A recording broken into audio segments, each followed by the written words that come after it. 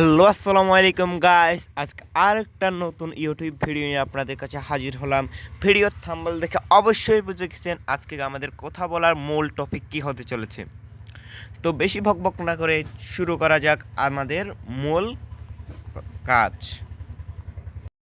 আমি আশা করি এই ভিডিওর পর আপনারা ডায়লগের সর্বোচ্চ নাম্বার পাবেন সবার থেকেই। তার আগে আপনাদেরকে বলে দিতে চাই, আপনারা যদি কোনো পরজ কাজ এই মুহূর্তে প্রয়োজন তা না আদায় করে থাকেন তাহলে অবশ্যই আদায় করে নিন, কারণ এর থেকে উত্তম আর কোনো কিছুই হতে পারে না। প্রথমে একটা ডায়লগ ভালোভাবে লেখার জন্য বা সর্বোচ্চ নাম্বার পাওয়ার জন্য ইন্টারোগেটিভ সেন্টেন্স সম্পর্কে ধারণা আপনার অবশ্যই থাকতে হবে। যেমন how are you, what are you doing, তাহলে লিখতে সুবিধা হবে এবং ডায়লগের আকার বড় হবে এবং সুন্দর হবে। আর যদি ইন্টারোগেটিভ সেন্টেন্সের সম্পর্কে কোনো জ্ঞান না থাকে তাহলে অবশ্যই এই বিষয়ে জ্ঞান নিয়ে বা অর্জন করবেন।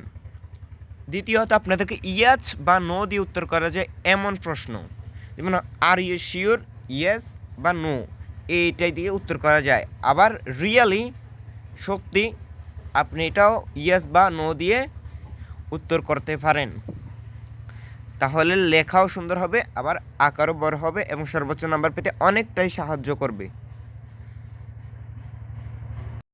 ডায়লগে বক্তব্য যথাসম্ভব আপনি সংক্ষিপ্ত করবেন। যেমন যদি প্রশ্নটি হয় হোয়াট ইজ ইউর নেম, তাহলে আমরা সাধারণত উত্তর দিই মাই নেম ইজ আরাফাত, কিন্তু ডায়লগের ক্ষেত্রে এটা হবে না, কারণ এটার ডায়লগের ক্ষেত্রে বক্তব্যটা সংক্ষিপ্ত হবে। যেমন আরাফাত, শুধু আরাফাত, বা আই এম আরাফাত। আশা করি আপনারা এটা বুঝেছেন। অনেকেই এই বিষয়টা বড় করে লেখে বা উপরের নিয়মটাই লেখে, সাধারণভাবে লেখে আর কি, তো তারা সর্বোচ্চ নাম্বার পায় না বা না পাওয়ার আশঙ্কা থাকে। সুতরাং এই বিষয়গুলো অবশ্যই মনে রাখবেন। আর এক সংক্ষিপ্ত আকারে লিখলে আপনার সর্বোচ্চ নাম্বার পেতে এটা সাহায্য করবে।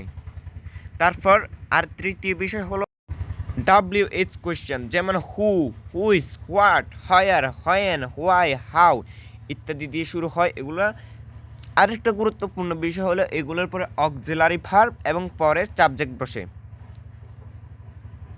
এবং এগুলোর সাহায্যে আপনি ডায়লগ অনেক সুন্দরভাবে লিখতে পারবেন। WH সেন্টেন্সগুলো হলো যেমন what is your name, what are you late, এমন প্রশ্ন। এই প্রশ্নগুলো সম্পর্কে ধারণা থাকলে অবশ্যই আপনি ডায়লগে সর্বোচ্চ নাম্বার পাবেন বা পেতে সাহায্য করবে। আমি কিন্তু বারবারই ইন্টারোগেটিভ সেন্টেন্স সম্পর্কে কথা বলছি, সুতরাং এই ইন্টারোগেটিভ সেন্টেন্স সম্পর্কে অবশ্যই জ্ঞান অর্জন করবেন। আমি আপনাদের এই বিষয়গুলো আরেকটু ক্লিয়ার করে দিতে চাই। যেমন ডায়লগের সংক্ষেপ বা কন্ট্রাকশন ব্যবহার করতে হবে। যেমন এম নটের পরিবর্তে এন্ট, ইজ নটের পরিবর্তে ইজেন্ট, আর নটের পরিবর্তে আরেন্ট, ডু নটের পরিবর্তে ডোন্ট, ডিড নটের পরিবর্তে ডিডেন্ট, ডাজ নটের পরিবর্তে ডাজেন্ট ইত্যাদি। এবং আরও রয়েছে যেমন শেল নটের পরিবর্তে শ্যান্ট, উইল নটের পরিবর্তে ওন্ট। এগুলো আরও অনেক রকম রয়েছে, এগুলো অবশ্যই আপনাদেরকে শিখে রাখতে হবে এবং এটা ডায়লগ লেখার জন্য অনেক গুরুত্বপূর্ণ। আরও কতগুলো হলো যেমন আই এম এর পরিবর্তে I post office M, I উইলের পরিবর্তে I post office double L, I শিলের পরিবর্তে আই উইল, শি ইজের পরিবর্তে she post office S, what is পরিবর্তে হোয়াটস, আই হ্যাভের পরিবর্তে I post office V E, I had এর পরিবর্তে I post office D, I should এর পরিবর্তে আই পোস্ট অফিস ডি, এবং আই উড এর পরিবর্তে আই পোস্ট অফিস ডি, এবং লেট এর পরিবর্তে লেট পোস্ট অফিস এস ইত্যাদি। এর ডায়লগের ক্ষেত্রে আপনাদের কিছু ভুল ধারণা হলো, যেমন ফরম্যাট সম্পর্কে অনেক ছাত্রই ভুল করে।